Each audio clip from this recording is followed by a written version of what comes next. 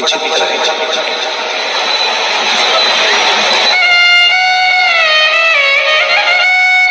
मन का दरवाजा भगवान की ओर नहीं खुलता, मन का दरवाजा संसार की ओर खुलता, और हृदय का दरवाजा संसार की ओर नहीं खुलता, परमात्मा की ओर खुलता है। इन दोनों में एक अंतर है। मन को आप भगवान में ले जाने का प्रयास करेंगे, मन को आप भक्ति में ले जाने का प्रयास करेंगे, मन को आप सत्संग में ले जाने का प्रयास करेंगे, मन को आप कीर्तन में ले जाने का प्रयास करेंगे, ये मन भटकेगा। थोड़ी देर तक भजन में चले जाएगा, थोड़ी देर कीर्तन में चले जाएगा, थोड़ी देर मंत्र जाप में चले जाएगा, थोड़ी देर स्मरण में चले जाएगा, उसके बाद ये मन भटक कर फिर संसार में चला जाएगा।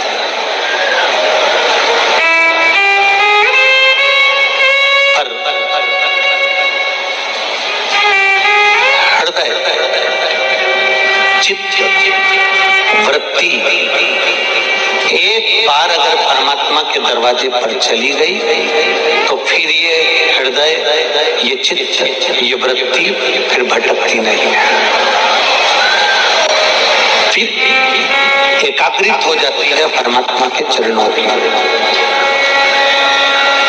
तेरी कृपा बिना न हिले एक भी अणु, लेते हैं श्वास तेरी कृपा से तनु तनु। बखान क्या करूं मैं राहों के ढेर का, चपटी भभूत में खजाना कुबेर का। हे गंगाधार मुक्ति द्वार ओंकार, बोले ओंकार आयो शरण पिया शंभु तार तार। ये हृदय का जो दरवाजा है, हृदय का जो द्वार है, वो परमात्मा की ओर खुलता है, और मन का जो द्वार है, मन का जो दरवाजा है, वो संसार की ओर खुलता है।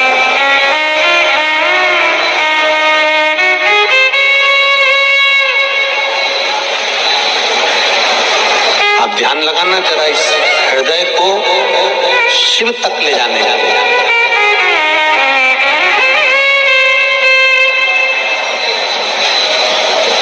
पूरा राष्ट्र शिव प्रसाद, शिव महापुराण की कथा को सुनने के लिए ललायित है। संपूर्ण राष्ट्र 2 दिन से लगातार लोगों के मैसेज आ रहे हैं कि शिव प्रसाद कथा की बड़ी उत्सुकता है कि शंकर जी के प्रसाद की महत्वता को हम जानेंगे।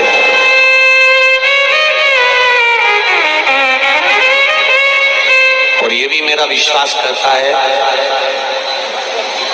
प्रसाद खाने के बाद आनंद जरूर आता है, चाहे नाथद्वारे का प्रसाद खा लो, चाहे सांवरिया सेठ का खा लो, चाहे तिरुपति का खा लो।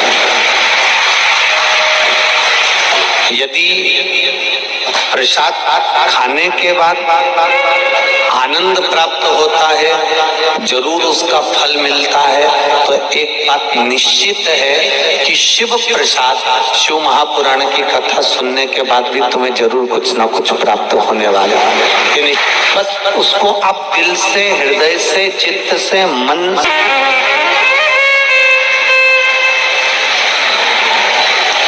आप जितना चित्त को, हृदय को, मन लगाकर, इस चित्त को लगाकर जितना श्रवण करेंगे उतना सुख का अनुभव होगा। महाराज शिव महापुराण की कथा कर रही है।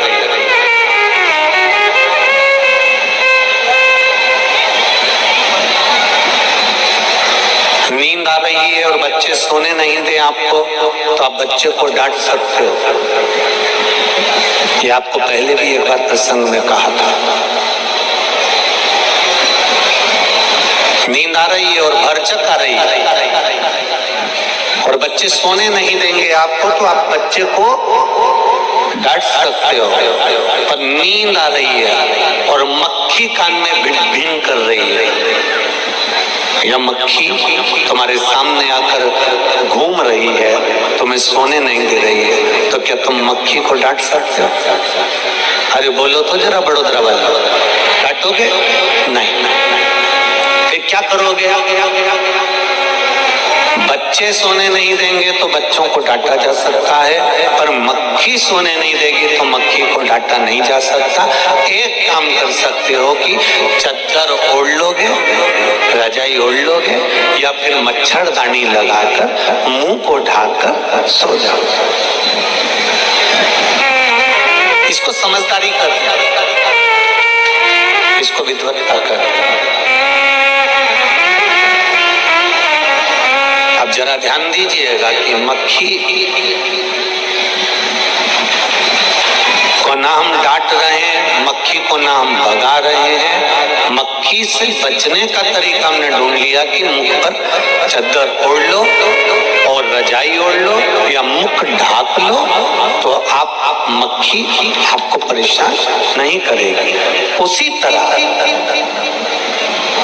संसार सागर में, कुटुंब में, नातों में, रिश्तों में, कबीले में, परिवार में अगर ये मन भटक रहा है, और ये संसार के लोग, परिवार के लोग, कुटुंब के लोग जितने भी हैं, ये आपको भटका रहे हैं, आपके मार्ग से आपको हटा रहे हैं, तो शिव महापुराण की एक चादर एक दिन ओढ़ कर सो जाइए, अपने आप ये मक्खियां भिन भिनाना बंद कर दें।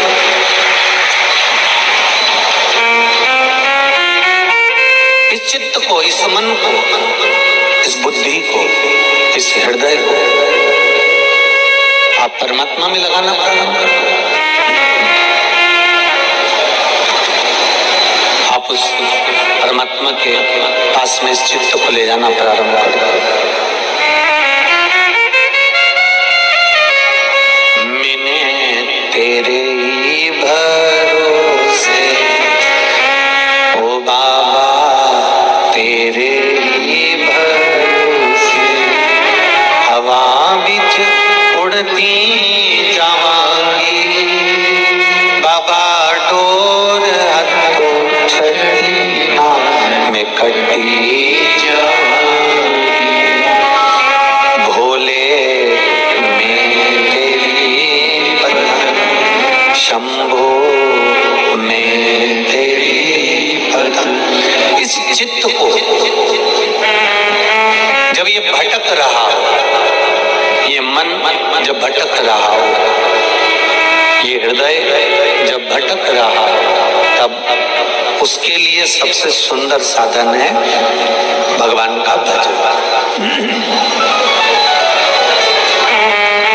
भगवान की अविरल भक्ति। शिव महापुराण की कथा कर रही है।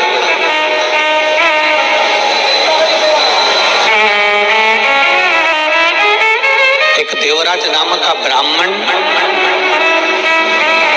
जो ब्राह्मण कुल में जन्म लेने के बाद अपनी संगत से भटक गया था, अपनी संगत से भटक गया, और संगत से भटकने के बाद वो शिव मंदिर में थोड़ा सा धन चोरी कर शंकर के मंदिर में जाकर बैठा। अब शिव मंदिर के अंदर जब वो जाकर बैठा, शरीर में ताप था, शरीर ताप के कारण तकलीफ भोग रहा था। एक ब्राह्मण देवता उसी मंदिर में बैठकर शिव महापुराण की कथा का वाचन कर रहे थे। ये सब कथा आपने इस व्यासपीठ के माध्यम से बार बार सुनी है, पर कथा का जो नियम है उसके अनुसार महत्तम का जो वर्णन है उसको हम श्रवण कर। ब्राह्मण का कर्म था कथा कहना, तो ब्राह्मण अपने आनंद के साथ उस कथा को कह रहा।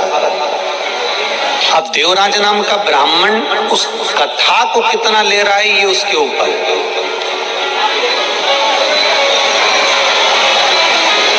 देवराज नाम का ब्राह्मण उस कथा को कितना प्राप्त कर रहा है ये उसके हाथ में।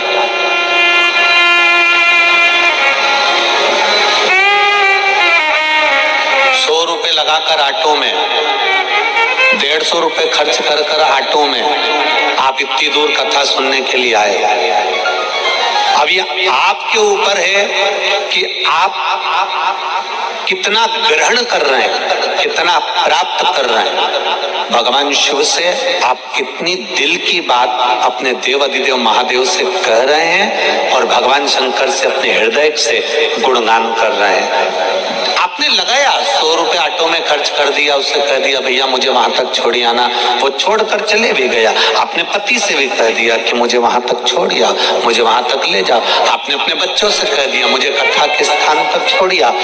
छोड़ने का काम उनका था, वो छोड़कर चले गए।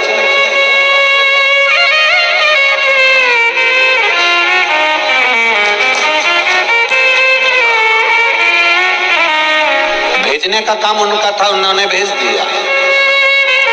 अब जितने लोग इस कथा में श्रवण करने के लिए बैठे हैं इन पंडालों के अंदर, दोनों तीनों पंडाल और जो बाहर के पंडाल हैं उनके अंदर, जहां जहां आप लोग बैठे हुए हो, तो ये अब आपके ऊपर है कि आप इसमें कितना ग्रहण कर रहे हो, कितना प्राप्त कर रहे हो। 21,600 श्वास प्रतिदिन मनुष्य के शरीर से निकलती है। 3.5 करोड़ रोम छिद्र ये मनुष्य के शरीर में है और 21,600 श्वास रोज प्रतिदिन निकल रही है। और उस श्वास का बस यही एक क्रम है कि निकलने वाली श्वास तो निकल रही है, श्वास आना जाना तो चालू है, पर हम उस 21,600 श्वास में से कितनी श्वास में हम भगवान का भजन कर रहे हैं, हम कितनी श्वास परमात्मा को समर्पित कर रहे हैं, हम कितनी श्वास में भगवत नाम का, भगवान के नाम का गुणगान कर रहे हैं।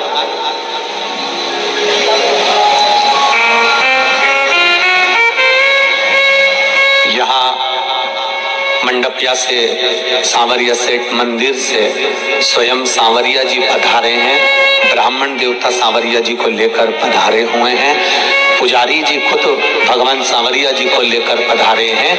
अब ये हमारे ऊपर है कि हम सांवरिया जी का दर्शन किस भाव से करते हैं।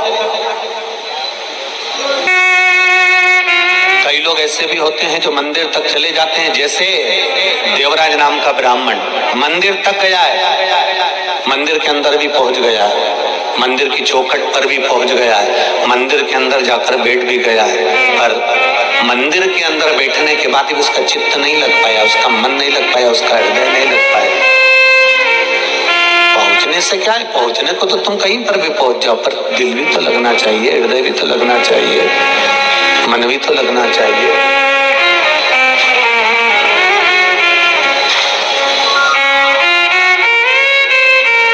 पहुंच गए मंदिर तक, देवराज नाम का ब्राह्मण मंदिर में जाकर बैठ भी गया, पहुंच भी गया। और ब्राह्मण जो शिव महापुराण की कथा का वाचन कर रहे हैं, ब्राह्मण जो शंकर भगवान की कथा कर रहे हैं, वो ब्राह्मण जय घोष भी कर रहे हैं, ऐसा नहीं है। बार बार ब्राह्मण कर रहा है हर हर महादेव, बोल बम का नारा है, जम के बोलो जरा, बाबा एक सहारा है। अब वो चिल्लाए भी, आवाज लगाए भी, बोले भी, पर देवराज की चित्तवृत्ति, देवराज का मन वहां नहीं पहुंच रहा। उसको तो ताप है शरीर में, कष्ट है उसके शरीर, मन नहीं लग पा रहा उसका, हृदय नहीं लग पा रहा उसका।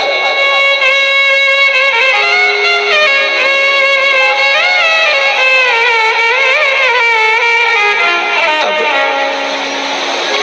देवराज मंदिर से बाहर निकल गया, उसने कुछ लिया नहीं है उस मंदिर से, उस मंदिर से उसने कुछ प्राप्त नहीं करा, उस मंदिर से उसने कुछ लिया नहीं। मंदिर से बाहर देवराज पहुंच गए, एक बेलपत्री के वृक्ष के नीचे जाकर बैठ गए।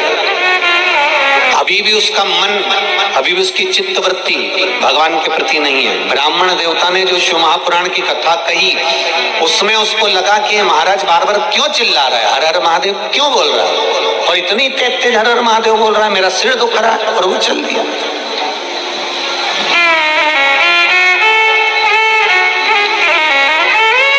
शिव महापुराण की कथा एक बात बहुत अच्छी कहती है। शिव महापुराण का कुमार खंड कह रहा है, यदि शिव महापुराण की कथा जहां होती है, जिस क्षेत्र में होती है, उस क्षेत्र से निकलकर कोई व्यक्ति अगर अनायास अंदर कथा स्थल तक पहुंचा भी नहीं है, वो भगवान की कथा में पहुंचा भी नहीं है, तो कथा में गया ही नहीं है, उसके बाद भी वो व्यक्ति केवल मार्ग से बाहर से निकल कर जा रहा है। और कोई कथा श्रवण कर कर जाने वाले व्यक्ति या कथा के मार्ग से जाने वाला व्यक्ति उसके सम्मुख में अगर आ भी जाता है और उसकी भूल से भी दृष्टि उस व्यक्ति पर पड़ जाती है, तो उसकी 71 पीढ़ी आपरूप कर जाती है। मात्र शिव महापुराण के कथा का रसतत्व ग्रहण करने वाले जीव का दर्शन मात्र से ये जीव फल प्राप्त कर जाता है।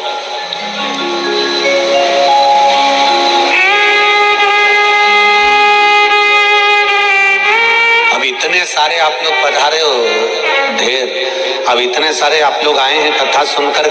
जिस ऑटो में बैठकर जाओगे, गाड़ी में बैठकर जाओगे, कोई अगर कथा में नहीं भी आया ना, तो वो गाड़ी में बैठे हो ना, तो उस गाड़ी में भी अगर तुम्हारे कपड़े का स्पर्श भी हो गया, तुम्हारे से छूकर कोई हवा उस तक पहुंच भी गई, तो अब जरा विचार करो, इतने आए हो और जो बड़ोदरा के नी भी आए ना, ये निश्चित है शिव महापुराण की कथा उन तक का कल्याण करने वाली है। क्योंकि कहीं ना कहीं किसी ना किसी रूप में ये पवन, ये हवा, और आप जिस मार्ग से, जिस कॉलोनी से, जिस सोसाइटी से, जिस रास्ते से आए हो, वहां तक तो जाओगे, अपने घर तक तो पहुंचोगे। और ऑटो वाला कहां तक छोड़ देगा तुमको? नीचे तक, बिल्डिंग तक तो जाओगे। उस बिल्डिंग तक पहुंचने में भी तो 8-10 घर पड़ेंगे। 8-10 घर में तुम्हारे पांव की रज तो गिरेगी, और गिरेगी तो कल्याण तो करेगा। अभी कथा हुई थी इंदौर में, तो हमने कहा था वो कोरोना की जो बीमारी होती है ना, उसकी जो कोरोना का जो इन्फेक्शन है, जो बीमारी है, कैसे से फैलती है? छुआछूत से। तुमने कोई का कपड़ा छू लिया, बीमारी लग गई। बोलो सही है कि गलत है?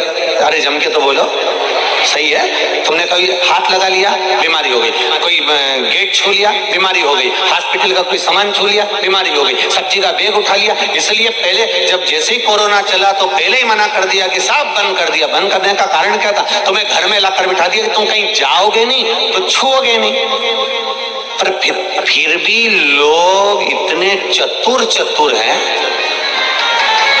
इतने चतुर हैं कि इनका तो मन ही नहीं करता ना बिगर जब तक घर से नहीं निकल जाए। तो कैसे भी मैं अब भी घूम के आया, भले कोई नहीं निकला तो भी गाड़ी से भुड़ करके अब कह रहा मैंने तो किसी को छुआ ही नहीं।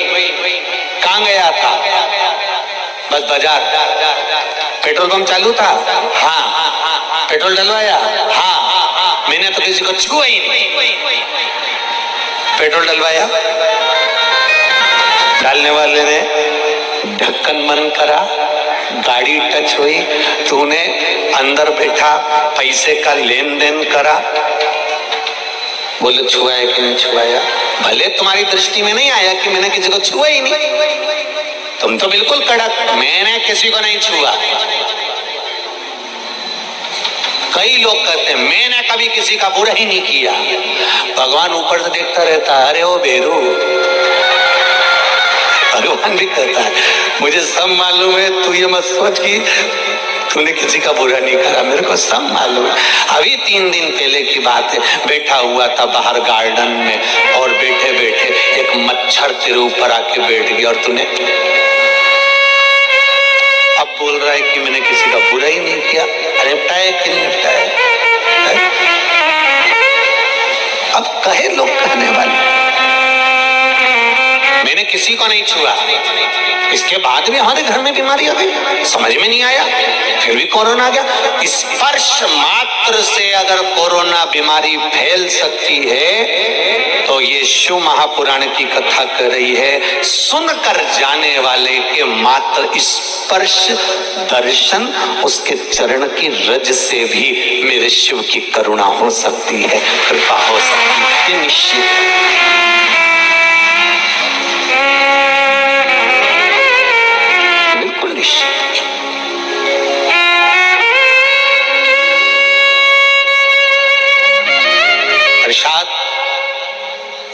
शिव महापुराण की कथा चल रही है। और प्रसाद का मतलब क्या होता है? प्रभु का साक्षात दर्शन। प्रसाद जो अपन लिखते हैं प्रसाद, उसका मतलब ही केवल इतना है कि प्रभु का साक्षात दर्शन। अब जरा विचार करिएगा, बहुत अच्छे से कथा सुनना। ये 7 दिन की शिव महापुराण की कथा, प्रसाद शिव महापुराण की कथा है। पूरा देश सुनने के लिए बैठा हुआ है और बड़ी ललकता से लोग फेसबुक यूट्यूब तक चालू कर करके बैठे हैं कि हमें प्रसाद की महत्वता समझना है। तो पहले तो सबसे पहले देवराज की कथा से प्रसाद की शुरुआत करते हुए अपन आगे बढ़ते हैं कि प्रसाद की मूलता क्या है।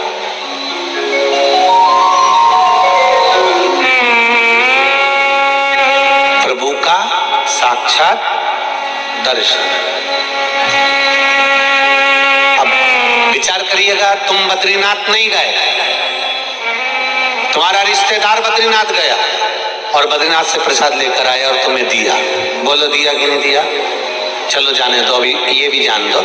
आज की ही बात देख लो, हमारे बहेड़िया परिवार में हम लोग रुके हुए।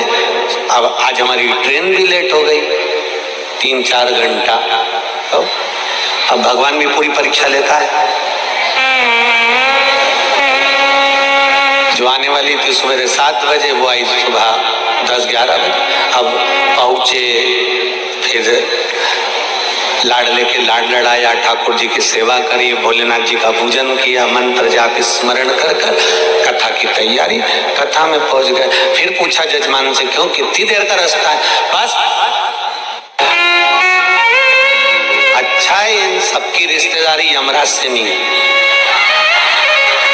नहीं तो ये यमराज इनसे पूछ ले, क्यों रे कमलाबाई को लेके जाना है, कितनी बजे आऊं? बस 10 मिनट में आना। और मालूम पड़े कमलाबाई उससे पहले की भग गई रंग। अब इसका क्या दिखा? अब ये बोले 10 मिनट का रास्ता है गुरुजी।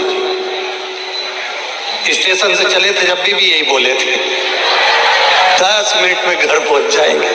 और घर से चले भी कथा स्थल तक तो भी यही बोले 10 मिनट में कथा स्थल।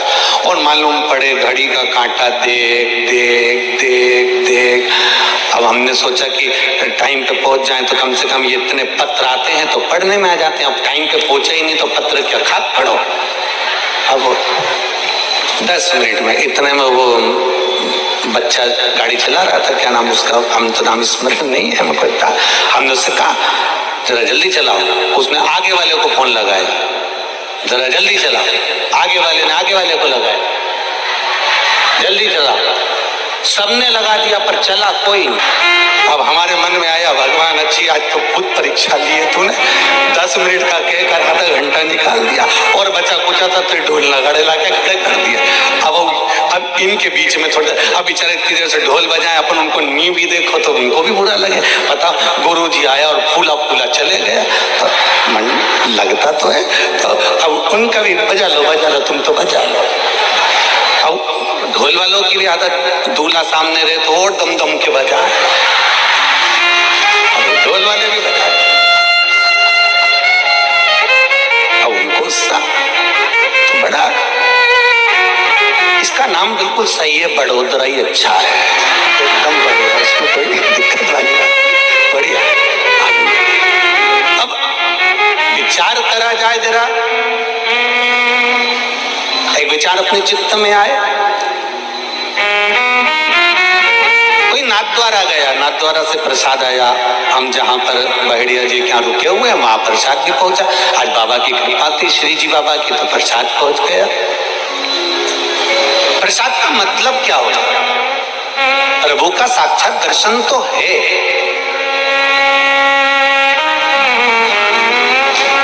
मना नहीं है कि प्रभु का साक्षात दर्शन नहीं, प्रभु का साक्षात दर्शन तो है। पर प्रसाद लेकर आने वाला, प्रसाद देने वाला, प्रसाद पहुंचाने वाला, ये सब कौन है? बद्रीनाथ जाने वाला बद्रीनाथ गया, नाथद्वारा जाने वाला नाथद्वारा गया, सांवरिया जी जाने वाला सांवरिया जी गया, एकलिंग जी जाने वाला एकलिंग जी गया, कांकरोली जी जाने वाला कांकरोली जी गया। सोमनाथ जाने वाला सोमनाथ गया।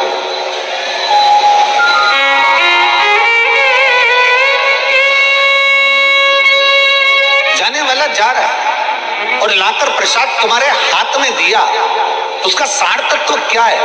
शिव महापुराण की कथा, शिव प्रसाद शिव पुराण की कथा कहती है, जब भगवान के मंदिर का प्रसाद अनायास, हमने सोचा ही नहीं था कि नाथ द्वारा का प्रसाद आ जाएगा, हमने सोचा ही नहीं था कि बद्री विशाल का प्रसाद आ जाएगा, हमने सोचा ही नहीं था कि सोमनाथ जी का प्रसाद आ जाएगा। अचानक अगर प्रसाद हमारे घर पर, हमारे द्वार पर, हमारे घर के अंदर, हमारी हथेली पर, हमारे हाथ में या हमारे परिवार में प्रसाद अगर आ रहा है, तो ये विश्वास मानकर चलना कि मेरे श्री जी बाबा को, मेरे बद्रीनाथ जी को हिचकी आई है, वो तुम्हें याद कर रहा है कि तू भी चल कर।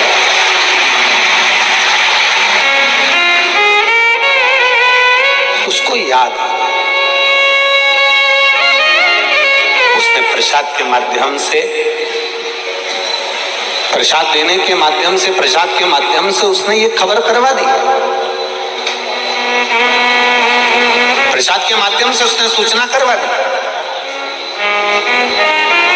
कि ये प्रसाद मैं भेज रहा हूं, इसका मतलब ये है कि केवल कि आप मेरे नजदीक तक, आप मेरे करीब तक आ जाइए, आप मेरे पास आए। महाराज, प्रभु का साक्षात दर्शन। देवराज नाम का ब्राह्मण मंदिर को छोड़कर जब जाने लगा, मंदिर से बाहर निकलकर, जब देवराज नाम का ब्राह्मण मंदिर को छोड़कर जा रहा है, ब्राह्मण ने हर हर महादेव कर कर आवाज लगाई है, और आवाज लगाकर ब्राह्मण ने शब्द कहा, अरे बांधव थोड़ा रुकिए। देवराज नाम का ब्राह्मण मंदिर से निकल रहा है, उसके शरीर में ताप पड़ रहा है, बांधव जरा रुकिए, आप रुको थोड़ा।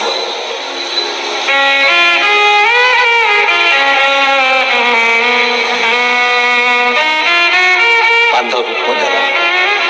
और देवराज नाम के ब्राह्मण ने पलट कर देखा, मुझे किसने रोका है? कौन मुझे रोक रहा है? कौन मुझे रोक रहा है? पलट कर देखा,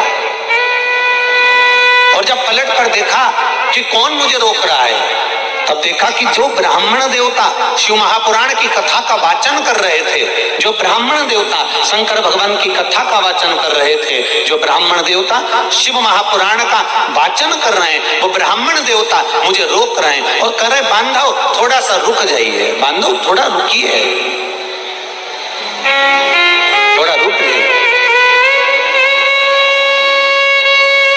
देवराज ब्राह्मण रुका नहीं।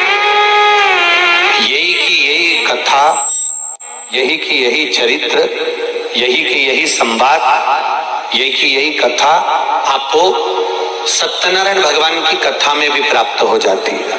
यही की यही भगवान सत्यनारायण की कथा में भी आपको ये प्राप्त हो जाता है।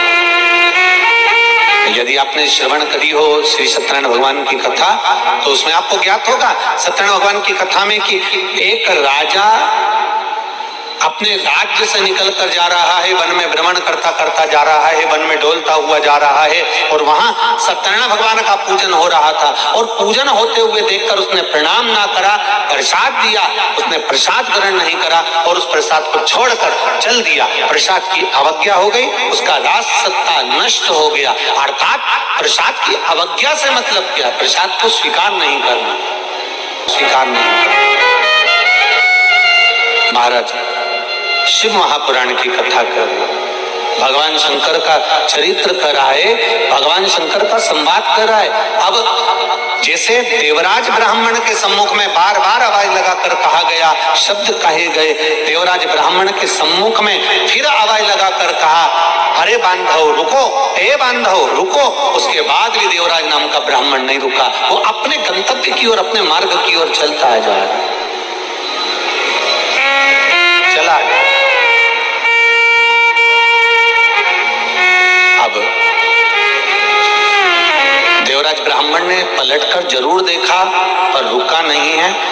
तो देवराज ब्राह्मण एक बेलपत्री के वृक्ष के नीचे जाकर बैठ गया। जब बेलपत्री के वृक्ष के नीचे जाकर बैठा, वहां जाकर विराजमान हुआ, तब समय आया। और ये कथा आप लोगों ने सुनी है कि यम के दूत आ रहे थे, उनको रोककर भगवान शंकर के गण आ गए, भगवान शिव स्वयं आ गए और भगवान शंकर स्वयं आकर उनको लेकर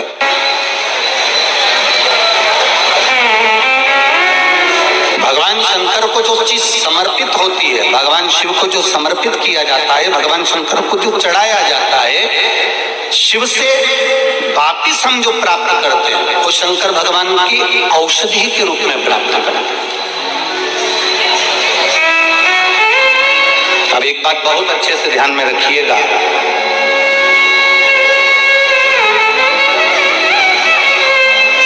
किसी संत के दरवाजे पर, किसी सतगुरु के द्वार पर, भगवान की चौखट पर, भगवान के मंदिर में, देवालय में जब हम जाते हैं तो हम संत के द्वार पर जब हम जाते हैं तो कुछ ना कुछ उस संत के द्वार से बन सके।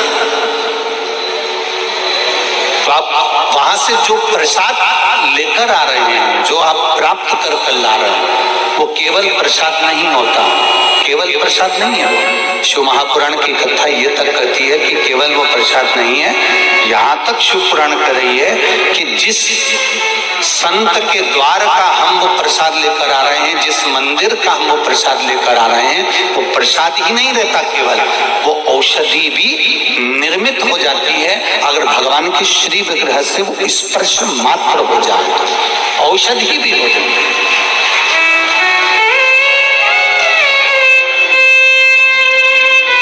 वो एक औषधि के तुल्य भी है।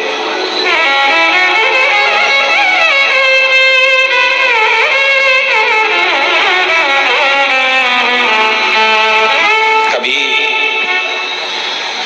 सांवरिया जी जाएं, कभी नाथद्वारा जाएं, कभी काकरोली जी जाएं, कभी सोमनाथ जी, कभी तिरुपति जाएं, कभी द्वारका जी जाएं। आप होटल में भोजन करो, मना नहीं है, करते ही हो। जाकर आप बुकिंग करेंगे, होटल में रुकेंगे, धर्मशाला में रुकेंगे, भवन में रुकेंगे तो बाहर भोजन करेंगे। पर कभी अगर मौका लग जाए द्वारकाधीश जाने का, सोमनाथ जाने का, या नाथद्वारा जाने का, या सांवरिया जी, या जहां आप जाते हैं, काकरोली जी, एकलिंग जी, जहां जाए वहां जाकर आप एक बार पूछें, क्यों साहब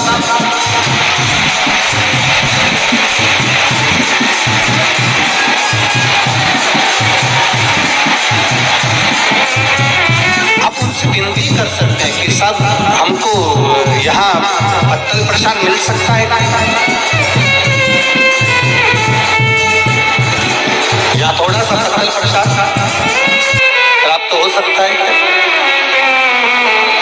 आप उनसे निवेदन कर सकते हैं, आप उनसे कर सकते हैं। और निवेदन जैसे 4 जगह शादी हो रही है, अब समझ लेना जरा, 4 जगह पर शादी चल रही है और एक जगह पर कहीं अन्नकूट महाप्रसाद चल रहा है। तो शिव महापुराण की कथा यहाँ तक कहती है कि 4 जगह पर 56 भोग क्यों ना बनाओ, उसको भी थोड़ी देर के लिए छोड़ दो और कहीं अन्नकूट की महाप्रसादी अगर हाथ में भी प्राप्त हो रही है तो वो हमको औषधि प्रदान कर देती, वो हमको सुख प्रदान कर देती, वो हमको अमृत तत्व प्रदान कर देती है, वो हमको अमृत तत्व दे जाता है। अब देवराज नाम का ब्राह्मण जब चला, ब्राह्मण ने आवाज लगाई, बांधव रुको, देवराज नहीं रुका। जब देवराज दहली से बाहर हो गया, दरवाजे से बाहर हो गया, द्वार से बाहर हो गया, शरीर में ताप पड़ रहा था, शरीर में कष्ट हो रहा था। शरीर में ताप पड़ने के कारण जब वो दरवाजे से बाहर निकला, उस समय पर देवराज नाम के ब्राह्मण को वहां पर कुछ सामग्री, जैसे आपको पहले भी कथा में कहा कि शिव जी को जो चढ़ता है, शंकर भगवान को जो समर्पित होता है, बेलपत्री शिव जी को जो समर्पित होती है, जल जो शिव जी को समर्पित होता है, वो थोड़ा सा कहीं चरणामृत के रूप में थोड़ा सा कुछ पंचामृत के रूप में देवराज नाम के ब्राह्मण को भी प्राप्त हो गया। बहुत अंतर है महाराज। देवराज नाम के ब्राह्मण ने वो चरणामृत, वो पंचामृत जो द्वार पर मिल रहा था शिव मंदिर के, उसको लिया जरूर है और उसको पान नहीं करा, उसको छोड़ दिया गया, एकांत में कहीं ले जाकर उसको डाल दिया गया। अब जरा ध्यान देना, कितना कितना हमारे यहाँ शास्त्र करा है कि मान लो आपके सामने सांवरिया जी का प्रसाद आ गया, नाथद्वारा का प्रसाद आ गया, बद्रीनाथ का प्रसाद आ गया, द्वारका जी का प्रसाद आ गया, तिरुपति का प्रसाद आ गया, या 12 ज्योतिर्लिंग में से किसी ज्योतिर्लिंग का प्रसाद आ गया, और मान लो आपका व्रत है और आप वो प्रसाद नहीं ग्रहण कर सकते, तो फिर क्या करोगे? शिव महापुराण की कथा करती है, उसको हाथ में लेकर मस्तक से लगाकर भले आप दूसरे को प्रदान कर दो, पर प्रसाद अगर तुम्हारे पास में आया है तो उसका स्पर्श जरूर करिए। उस स्पर्श मात्र से भी आपको सुख का अनुभव हो, मात्र स्पर्श मात्र। और चलो सहज भाषा में, शिव मंदिर के बाहर आ रहे हो, शंकर की चौखट से बाहर आ रहे हो, शंकर भगवान के द्वार से बाहर आ रहे हो, पीछे पलट कर देख लिया, ठीक है। नहीं पलट कर देखा तो देहली पर भी अगर आपने हाथ फेर लिया और द्वार पर भी यदि आप हाथ फेर कर हृदय से लगाकर, मस्तक से लगाकर वापिस आ भी जाते हो, तो उसमें भी प्रसाद का ही फल प्राप्त होता है। शिव की चौखट में प्रसाद का फल मिलता है।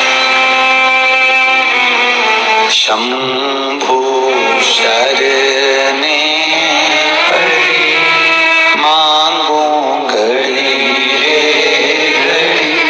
दुख काटो दया करी ने दर्शन। एकमात्र प्रसाद का सम्मान, आदर, सत्कार और उसका फल हमारे जीवन में सुख प्रदान कर जाता। श्रीमद् भागवत, आत्मदेव नाम का ब्राह्मण जिसकी पत्नी को संतान नहीं है, आत्मदेव नाम का ब्राह्मण अपने प्राणों को त्यागने गया, ये श्रीमद् भागवत कहती है। और जाते जाते एक संत मिल गए, संत के चरण पकड़ लिए, बाबा मेरे यहाँ संतान नहीं है, आप कृपा करेंगे? होगी। संत ने कहा तेरे यहाँ 7 जन्म तक संतान का सुख नहीं है।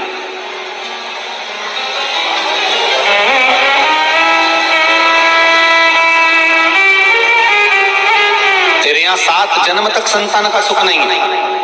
अब देखिए प्रसाद में क्या बल होता है, जरा विचार करिएगा जरा। तेरे यहाँ 7 जन्म तक संतान का सुख नहीं है। आत्मदेव ब्राह्मण ने चरण पकड़ लिया, आप कृपा करोगे तो संतान तो होगी, ये निश्चित है। आप अगर करुणा करेंगे, आप दया करेंगे तो मुझे संतान प्राप्त होगी, ये निश्चितता है। आप कृपा करिए। कहा मेरे पास आपको देने के लिए कुछ भी नहीं है। तब आत्मदेव नाम के ब्राह्मण ने कहा संत की जो झोली होती है वो खाली नहीं होती है, वो झोली में संत के पास भले कुछ ना हो पर वो झोली में कुछ ना कुछ भरा जरूर होता है। मैं जानता हूँ आपकी झोली में जरूर कुछ होगा और आप मुझे प्रदान करेंगे, ये निश्चित है, आप मुझे देंगे। देखिए अब होता है कोई कोई आपको, कई लोग मिलेंगे जो आशीर्वाद भी दे देंगे, कई लोग मिलेंगे जो आपको बेल भभूति भी दे देंगे, कई लोग मिलेंगे जो आपको बहुत कुछ अपने पास से निकाल कर आनंद की कोई वस्तु भी दे देंगे।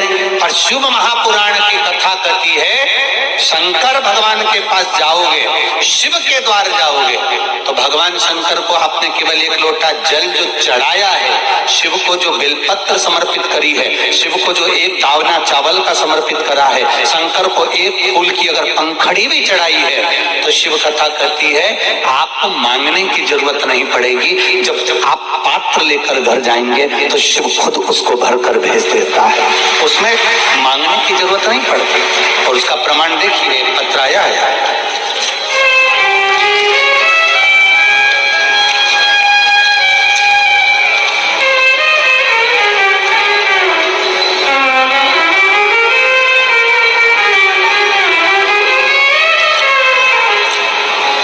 मेरा नाम मंगलाबेन शशिकांत ताबे है।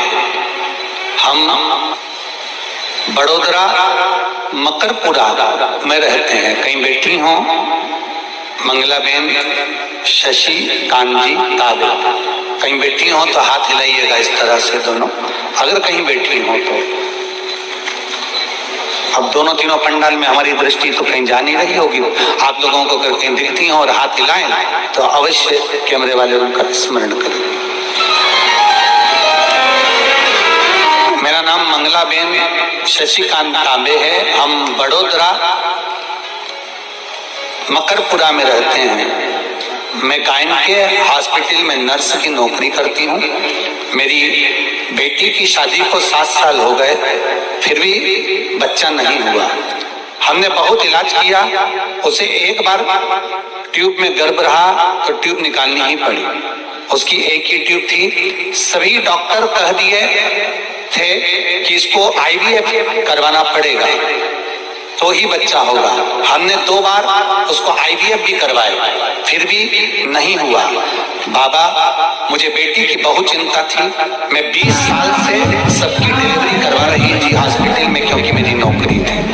सबको संतान होती, मेरी बेटी की यहाँ कोई संतान नहीं। सोनोग्राफी सेंटर में मेरी बेटी भी नौकरी करती है, सबका रिपोर्ट बताती है, और उसको भगवान ने संतान नहीं दी। बाबा, एक दिन मेरी जेठानी ने बताया कि हम उसे सीहोर लेके जाते हैं। जेठानी आपकी कथा 2-3 साल से सुनती थी और हम भी सुनने लगे, और हमारी बेटी को सीहोर लेकर गए। 26/2/2022 को सीहोर कुबेरेश्वर धाम पर पहुंचे। आपकी कथा 26/2/2022 को चल रही थी। मैं बाबा को बोल के आई, बाबा भोलेनाथ कृपा करना, कंकर शंकर की पूजन करके आइए। आप तो दुनिया का भाग्य बदलते हो, मेरी बेटी के यहाँ संतान दे दो। वहां से आए, सफेद आंकड़े की जड़ वाला उपाय जो शिवरात्रि पर आपने कथा में कहा था, पार्थिव शिवलिंग का निर्माण करवाया था, वो सब हमने करा। और बाबा की कृपा, उदारता इतनी रही, बाबा ने ऐसी कृपा कर दी। 26/2/2022 को हम सीहोर गए और 26/6/2022 को उसे गर्भ ठहर गया। हमने 20 दिन बाद डॉक्टर को दिखाया तो डॉक्टर भी आश्चर्य में पड़ गया कि इसके गर्भ में संतान है। गुरुदेव, बाबा से विनय, बाबा से निवेदन, 6ठा महीना बाबा की कृपा से, बाबा की उदारता से चल रहा है, और बच्चा भी स्वस्थ है और उसकी माँ भी स्वस्थ है। बस ऐसी कृपा करना कि उसके गर्भ से संतान सुखी हो। ये शिव है।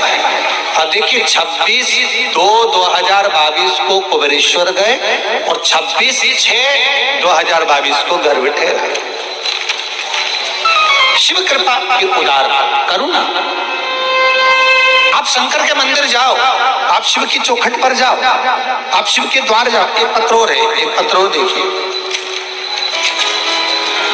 बच्चे का फोटो भी लगाया है। आस्था चैनल के माध्यम से आप लोग देख रहे होंगे। मेरा नाम ध्रुव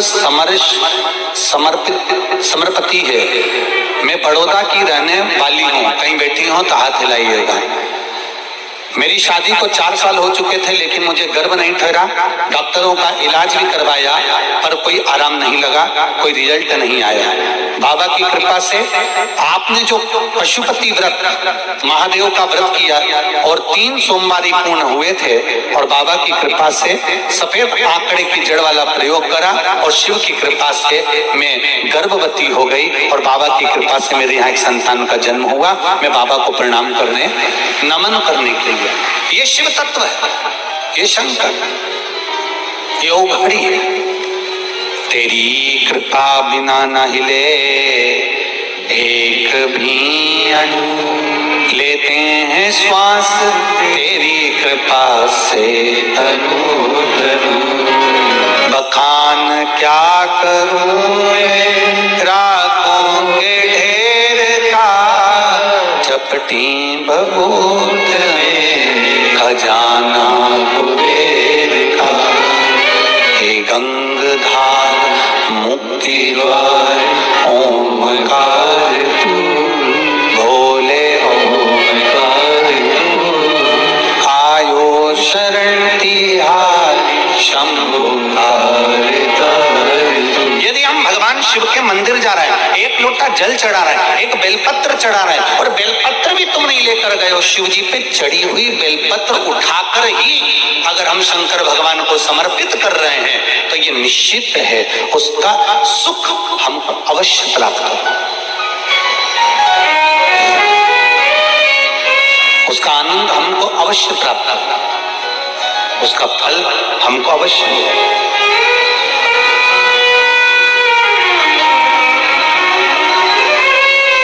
केवल उसकी चौखट तक पहुंच जाना, उसके द्वार तक चले जाना। और फिर निवेदन है, शिव महापुराण की कथा आप लोग सुन रहे हैं, शिव प्रसाद शिव महापुराण की कथा का आज प्रथम दिन प्रारंभ हुआ है। ये निश्चित है इस पंडाल में भले आपको प्रसाद मिले ना मिले, क्योंकि शिव महापुराण का मूल प्रसाद है शिव कथा, और आप लोगों से भी निवेदन है ये जो कथा का प्रसाद मिलता है यही प्रसाद हमको जनमानस तक पहुंचाना है, और इसी प्रसाद से ही बाबा कृपा कर सकता है, उसका जो आनंद है वो हमें प्राप्त हो सकता है। हमें किसी आडंबर की या कहीं जाने की जरूरत नहीं पड़ती, हमें तो केवल देवाधिदेव महादेव के दर्शन करना, उसकी भक्ति धारण करना, उसका आनंद प्राप्त करना।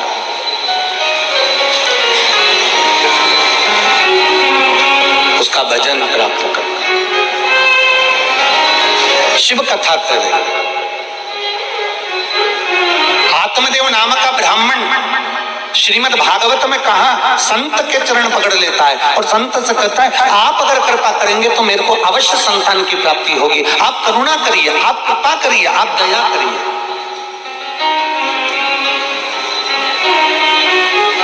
ब्राह्मण ने कहा तुम्हारे यहाँ 7 जन्म तक संतान नहीं है, संत की झोली खाली नहीं दे सकती, ये मैं जानता हूं, आपकी झोली कभी खाली नहीं होगी।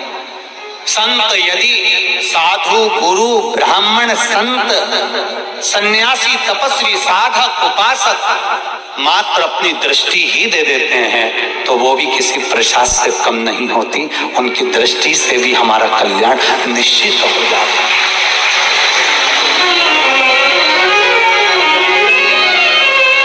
आप केवल अपनी दृष्टि ही दे देंगे तो कृपा होगी।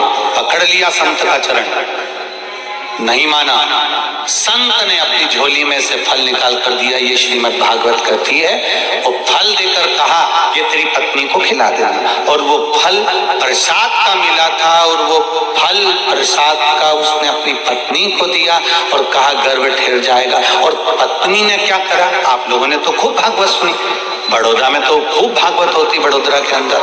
फिर क्या हुआ, वो फल उसने किसको खिला दिया, जम के बोलो जरा। अब वो गाय से जो संतान हुई वो गोकर्ण हुई, और इसको संतान नहीं हुई तो इसने अपनी सहेली से संतान को ले लिया, उसका नाम धुंधकारी हो गया। एक जरा सा प्रसाद का अपमान हुआ था, और वो प्रसाद का अपमान इतना हुआ कि धुंधली को कुएं में कूद कर अपने प्राणों को त्यागना पड़ा। एक बात आप लोगों से थोड़ा सा कहना चाहेंगे, थोड़ा अगर आप लोगों को अच्छी लगे जिंदगी में तो उतारिएगा जरूर।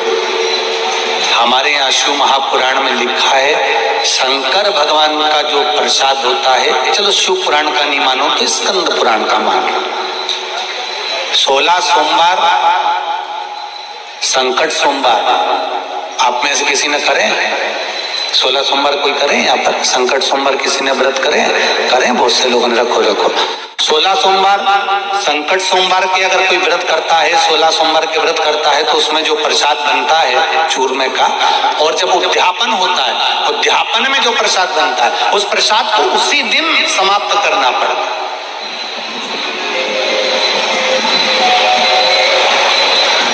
उसी दिन रात भर शिव का प्रसाद नहीं रखा था।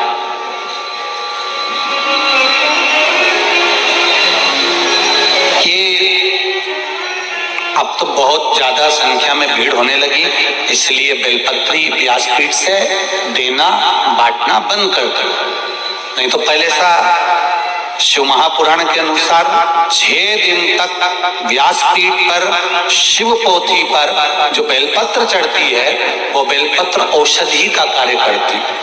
7वें दिन जो बेलपत्र चढ़ती है वो कुबेर भंडार का कार्य करती है। ये शिव महापुराण में आपने कई बार सुना होगा। 6 दिन तक बेलपत्र जो बाबा को समर्पित कर कर पोथी की बेलपत्र पहले हम लोग दे दिया करते थे। किसी का कमर या बहुत ज्यादा कोई डिप्रेशन में रहता था या कोई का शरीर में बहुत कहीं डायलिसिस चल रहा है या कैंसर चल रहा है तो यहाँ की बेलपत्र दे दे। अब इतना भीड़ होने लगा तो बेलपत्र आपको नहीं दे पाते। पर शिव महापुराण की कथा करें, शंकर भगवान का चरित्र कह रहा है, शिव स्मरण कर रहा है।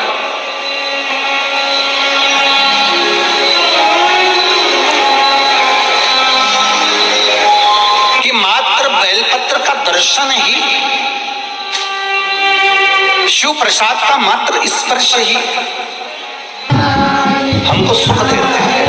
और हम जब व्यासपीठ से बेलपत्र देते थे तो हम एक बात जरूर कहते थे कि इस बेलपत्री को रात भर नहीं रखना, आप रात से पहले उसको प्रसाद के रूप में जो लेकर गया है तो चबा चबा कर उसको खा लेगी। हमने पहले की कथाओं में आपने सुना होगा, किस किसने सुना है सबने। तो पहले की कथा में आप लोगों ने श्रवण किया होगा। हम कहते थे इसको रात भर नहीं रखना, इसको पूरा चबा चबा कर खा लेना। उसका तत्व, क्योंकि जैसे जैसे रात्रि बढ़ती चली जाती है, जैसे जैसे रात्रि का क्रम बढ़ते चले जाता है, भगवान शंकर का जो प्रसाद होता है उस प्रसाद पर भगवान शंकर के गणों का हिस्सा प्रारंभ हो जाता है। भगवान शिव के गणों का हिस्सा प्रारंभ हो जाता है।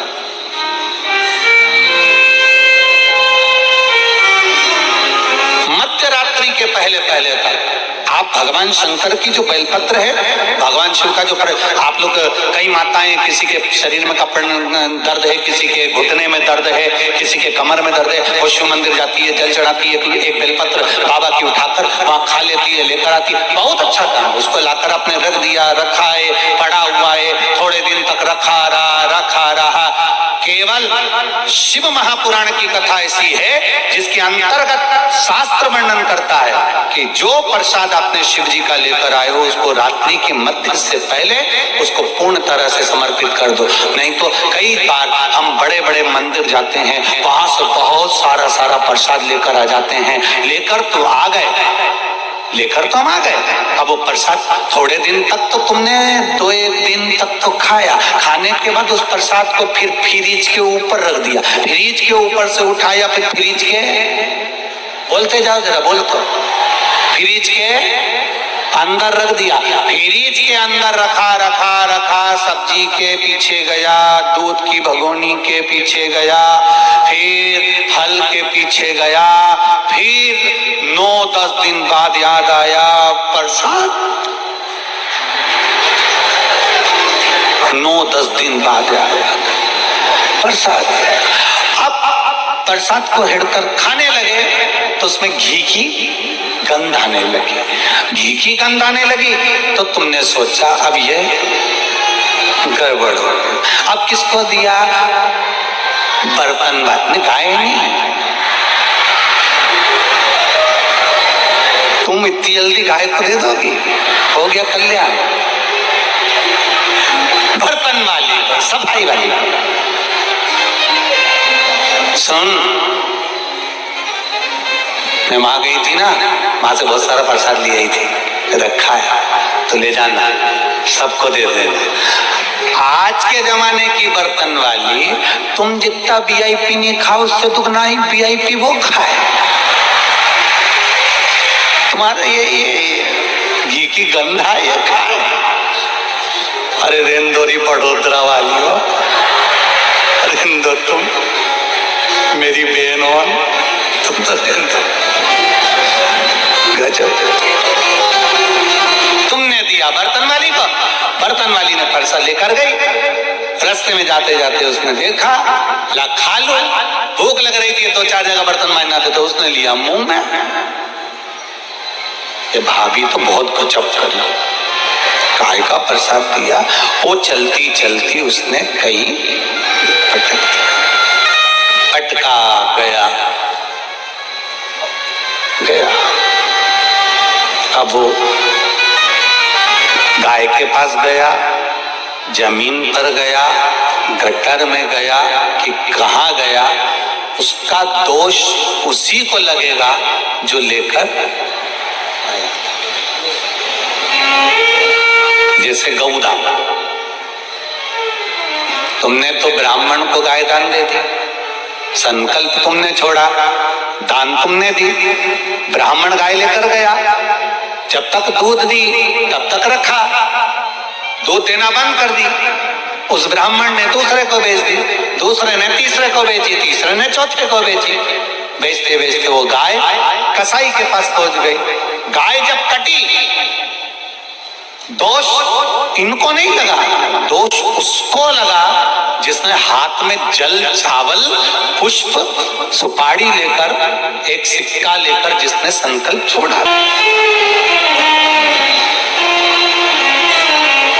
बेटी का कन्यादान अगर पिता करता है और बेटी को अगर ससुराल में दुख होता है,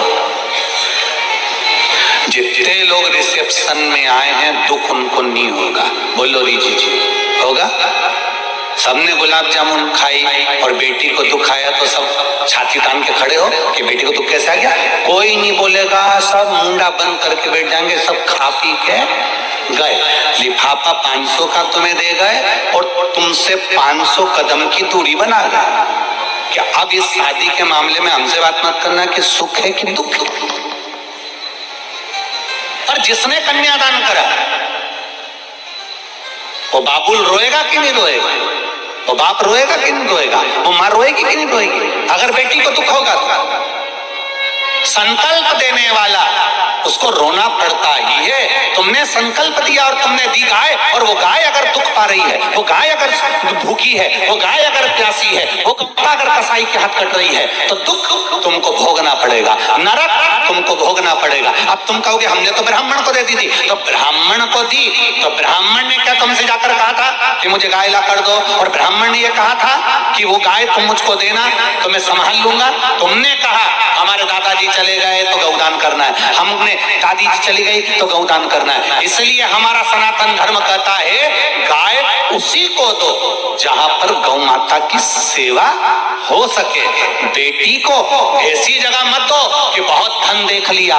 बेटी को देने से पहले ये देखो कि जिस जमाई के साथ बेटी को दे रहे हो, जिस लड़के के साथ बेटी को ब्याह रहे हो, वो बेटी को सुखी रखेगा कि नहीं रखेगा। मालूम पड़े पेट्रोल पंप देख लिया ना, गाड़ी ने बंगला देख लिया और रोज बेटी आंख से आंसू ढाल ढाल के रोए अपने पापा से कि पापा कहाँ दे दी? धन की अपने यहाँ कमी थी क्या बाबुल? अगर देखना था तो लड़का तो अच्छा दिखना था। मदिरा का नशा करता है, व्यसन करता है, गालियां देता है, अपशब्द कहता है, तो ऐसा धन किस काम का? वो संपदा किस काम की? कन्यादान करने वाले बाबुल को रोना पड़ता है, गौदान करने वाले व्यक्ति को रोना पड़ता है। उसी तरह शास्त्र यहाँ वर्णन कर रहा है, शास्त्र कर रहा है, अर्थात आप लेकर आए उतना लेकर चलो और लायो, डलिया भर कर लायो, डब्बा भर कर लायो, मिठाई ढेर सारी लायो, तो उसको बांटते हुए चलो। पर आसक्ति इतनी प्रबल होती है, जब प्रसाद ज्यादा दिखता है तो हमारी आसक्ति भी बढ़ जाती है। हमारे पास में 10 किलो लड्डू रखे रहने दो, अभी बाद में दूंगी, रखे रहने दो, अभी बाद में दूंगी, रखे रहने दो, बाद में दूंगी। फिर विचार आया कि मेरा बेटा खाएगा, बेटे ने विचार करा पत्नी खाएगी, पत्नी ने सोचा पोता खाएगा, पोते ने सोचा बच्चा खाएगा, जीजी खाएगी। वो प्रसाद रखा रखा रखा रखा रखा रखा, सब एक दूसरे का इंतजार कर रहे, ये खाएगा वो खाएगा, किसी ने नहीं खाया। आखिरी में वो फ्रिज में गया, छुप गया, छुपने के बाद फिर वो बर्तन वाली के पास, फिर वो जमीन पर गया, उसका दोष भुगतना पड़ा। फिर किसी ने कहा गुरुजी हम मेहनत तो बहुत करते हैं पर हमको उतना फल नहीं मिलता, उसका कारण क्या है? अर्थात तुमने किसी ना किसी स्थान के प्रसाद का अपमान करा है, तुम्हारे फ्रिज में वो सड़ता रहा है, पड़ा रहा है, उसको तुमने सदगति प्रदान नहीं करी। इसलिए फिर तुम कहो, फिर किसी के यहाँ जाओगे, साहब हमारा व्यापार थोड़े दिन चलता है, थोड़े दिन चलता ही नहीं है, हमारा मन अशांत रहता है, कारण क्या है बताओ? अब पंडित जी तो कहेंगे कि तुम्हारे यहाँ वास्तु दोष है, खालसा दोष है, पितृ दोष है, ये दोष है। पर पंडित जी ने ये थोड़ी ना कहा कि तुम अभी घूमने गई थी, वहां से प्रसाद लाई थी, 15 दिन तक पड़ा दिया। लाई और रखा। अब और सरल भाषा में लो, तुम अपने मायके से तुम्हारी बहन की छोरी को लेके तुम अपने ससुराल आई, और समझ लो बड़ोदरा वाली, और अच्छे से समझ लो, और जितने आस्था चैनल पे सुन रहे हैं वो भी समझ लो। तुम गई मायके अपनी बहन की छोरी को ले आई, अब बहन की छोरी को लेकर आई, एक दिन बहन की छोरी का सम्मान करा, 2 दिन करा। अब वो बहन की छोरी को थोड़ी पढ़ाई करना थी तो उसने मासी मैं यहीं रह जाऊं, मासी ने कहा अब उस बहन की छोरी का सम्मान तुम्हारा ना पति करे, ना तुम्हारे छोरा छोरी करे, ना तुम्हारी सास करे। ईमानदारी से बोलो, वो बहन की छोरी यहाँ रहेगी क्या? बोलो बोलो, जम के बोलो, नहीं रहेगी ना? वो तो कह देगी मासी, ओ मासी। मासी बोले हाँ बेटा, ये सब लगाते मुझे फांसी, मैं जा रही हूँ। मासी उसने कहा बेटा तुझे अच्छा नहीं लग रहा? नहीं मासी ऐसी कोई बात नहीं, मैं तो ठीक हूँ। नहीं बेटा किसी ने कुछ कह दिया? नहीं मासी ऐसी कोई बात नहीं। वो चेहरे से पहचान गई। उसी तरह जब तुम इतने लाड़ प्यार से अपनी बहन की छोरी को लेकर आए, उसका आदर नहीं हुआ तो बहन की छोरी नहीं टिकती है। और दूसरी बार वो बहन की छोरी से तुमने कहा चल मेरे घर, अब आएगी? अरे बोलो तरी, उधर टेंट वाले बोले जरा आएगी? नहीं आएगी। क्यों? एक बार गई थी और उसने सम्मान नहीं करा, क्या करना? और वो 4 जगह कह देगी चले मत जाना मासी के यहाँ। उनकी सास और उनकी औलाद बहुत मुंह सड़ा है। जैसे तुमने बहन की छोरी के लिए कहा वैसा कि वैसे ही प्रसाद में, कभी मत जाना इसके घर में। प्रसाद खाने के नाम छोरा कहे मैं डाइटिंग कर रहा हूँ, छोरी के मम्मी तो ऑयली में नहीं खा सकती, सास के मेरे मुंडा में सोफा सेक तो मुझसे तो चबे ही नहीं, और पति के मुझे ये ढोंगपन पसंद नहीं। तो फिर बच्ची तू अकेली तो बहन की छोरी को क्यों लाई? समझ गए? समझ में आ रहा है कि नहीं आ रहा है? समझ में आ रहा है ना? हाँ, नहीं तो भाषा का अंतर आ रही है थोड़ा बहुत। हम मध्य प्रदेश के, तुम गुजरात के, कहीं अगर थोड़ी बहुत आ जाए तो ठीक है, नहीं आए तो पड़ोसन का मुंडा देख ले, और उत्ते में समझ जाना कि इसको समझ में आ गया मतलब अपने को, ठीक है? अब उसमें तुम्हें समझ जाना है। अब बहन की छोरी को लेकर अब कौन आ रहा है? अब भगवान कहे कि अब प्रसाद का इसके यहाँ सम्मान नहीं है। जब प्रसाद का सम्मान नहीं मतलब मेरा सम्मान नहीं, तो भगवान उसको स्वीकार नहीं कर।